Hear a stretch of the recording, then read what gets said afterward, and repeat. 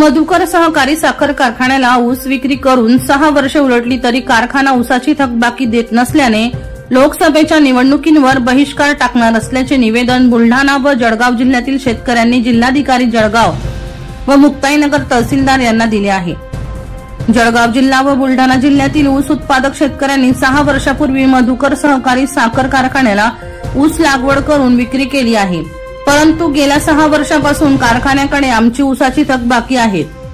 विनंती करून लोकशाही मार्गाने आमचे ऊसाचे पैसे मिळाले नाही, त्यामुळे या शेतकऱ्यांनी न्यायालयात उच्च औरंगाबाद खंडपीठात रेट पिटिशन क्रमांक 14392/2024 नुसार कोर्टात केस दाखल केली। त्या केसचा निकाल दिनांक 12 डिसेंबर 2023 ला शेतकऱ्यांच्या बाजूने लागला।